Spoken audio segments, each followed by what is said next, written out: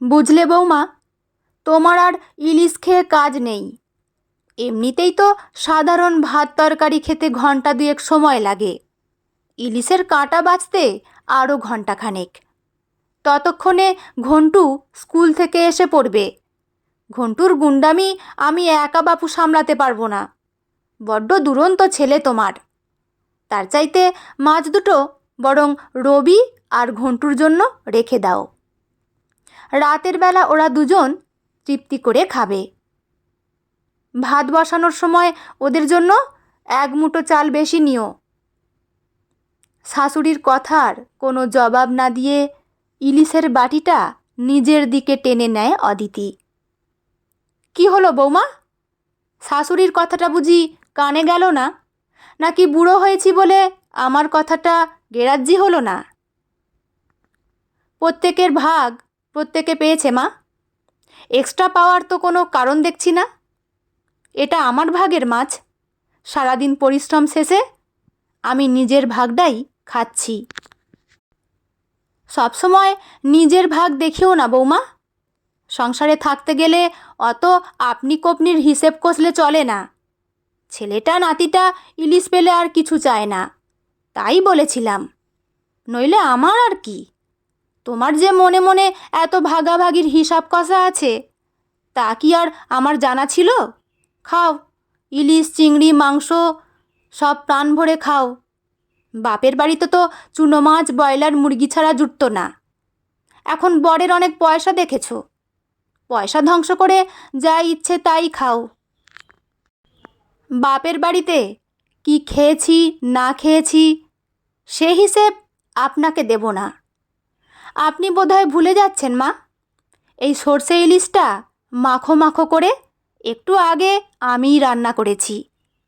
শুধু তাই নয়, রান্না থেকে আরম্ভ করে ঘন্টুর পড়াশোনা অবধি সংসারের উনকোটি কাজ আমিই করি। সেই হিসেবে যদি আমায় এতদিনের মাইনে দিতে হয়, আপনার ছেলের সীমিত আয়ে কুলিয়ে উঠতে পারবে না। হয়তো আপনাদের ভ্রদ্যাসনটুকু। যাক, ছাড়ুন সেসব। সারাদিন কাজ করে আমায় শান্তিতে খেতে দিন। কি বললে তুমি বৌমা? রাজেশ্বরী রাগের গলায় বললেন। আমার ছেলে তোমার মাইনে দিয়ে উঠতে পারবে না? কি এমন কাজ করো তুমি? তাহলে একটু বিস্তারিত বলি না হয়, মন দিয়ে শুনুন। সকালে চা জল খাবার থেকে শুরু করে দুপুরের লাঞ্চ, বিকেলের স্ন্যাক্স, ডিনার 5,000 কিংবা তারও বেশি। ইচ্ছে হলে এখানকার মার্কেটে রেট যাচাই করে নেবেন। তার মাঝে আবার অফিস থেকে ফেরার পরে স্নানের সময়, ফ্রেশ হওয়ার সময় আপনার ছেলের কাজের ফোন টোন এলে ধরা 2,000। বাসন মাজা, কাপড় কাচা, ঘর ঝাড় দেয়া মোছা 3,000।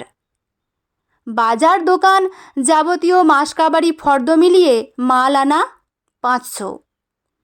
ছেলেকে নিয়মিত পড়তে বসানো, লেসন তৈরি করা, লিখতে বসানো, এক্সামের জন্য রেডি করা, প্রজেক্ট ওয়ার্ক 5,000। স্কুলে নিয়ে যাওয়া আসা, গাড়ি ভাড়া সমেত 3,000। আপনার দেখাশোনা ব্যথার কারণে প্রায় তেল মালিশের আবদার 2,000। ইলেকট্রিক বিল, ট্যাক্স, ব্যাংকের কাজকর্ম, বাড়ির সব দিকে একজন দক্ষ ম্যানেজারের মতো খেয়াল রাখা 5,000। এক মাসে যেন অঙ্কটা কত হলো মা? এর মধ্যে বেশ কয়েকটা কাজ তো ধরাই হয়নি। জামা কাপড় নিয়মিত শুকনো করা ও ছাদ থেকে তুলে আনা, আয়রন করা, ছেলের স্কুল মিটিং অ্যাটেন্ড করা, ছাদ বাগানে জল দেয়া, যা হোক এগুলো না হয় ছেড়েই দিলাম। কনসোলেশন প্রাইজ বলে ধরে নেবেন। কিন্তু বাকিগুলো? সম্বৎসর জুড়ে কয়েকটা পোশাক আর একটা বাৎসরিক ট্যুর ছাড়া আপনার ছেলে এই 12 বছরে আমাকে আর কিছুই দেয়নি। তাহলে এক যুগের হিসেবটা কত যেন হচ্ছে মা? আপনি তো পাটিগণিত জানেন, হিসেবটা কষে একবার দেখুন দেখি। তুমি তুমি শেষে নিজেকে কাজের লোকের সঙ্গে, ছি বৌমা ছি, তুমি তো এ বাড়ির কর্ত্রী। কর্ত্রীর পাত থেকে কি কেউ ইলিশ তুলে রাখার কথা বলতে পারে মা? নাকি ভাবতে পারে? কারোর সে সাহস হয়? উত্তর না দিয়ে ধীর পায়ে নিজের ঘরের দিকে চলে যান রাজেশ্বরী। এ যুগের মেয়ে হয়ে জন্মাননি বলে হঠাৎ তার ভারী আফসোস হতে থাকে। দু হাতেই দিব্যি দশভুজার মতো এরা সংসার সামলাতে জানে নিজের জন্য লড়তেও। তিনিও যদি সেদিন পারিপার্শ্বিক দৃষ্টিকোণকে ভয় না পেয়ে শাশুড়ির ছুঁড়ে দেয়া কথাগুলোর প্রত্যুত্তর দিতে পারতেন, তাহলে হয়তো প্রতিদিন দুপুরে চোখের জল দিয়ে মেখে শাক চচ্চড়ি আর ভাত খেয়ে উঠতে হতো না। পছন্দসই মাছের পিস, মাংসের ভালো টুকরো তার ভাগ্যেও জুটত। একটা দীর্ঘশ্বাস ফেলে খেয়ে উঠে পড়ল অদিতি। এতদিন না পারলেও আজ সে অন্তত নিজের স্বাধীন মতামত প্রকাশের স্বাধীনতা লাভ করতে পেরেছে। এই কি কম কিছু? আজ থেকে অন্তত কেউ আর তার স্বাধীনতায় হস্তক্ষেপ করার সাহস দেখাবে না। নিজের স্বাধীন সত্তা ফিরে পাওয়ার চাইতে বড় সাফল্য আর কী বা হতে পারে? বন্ধুরা, গল্পটি এখানেই সমাপ্ত। আপনাদের কেমন লাগলো অবশ্যই কিন্তু কমেন্ট করে জানাবেন।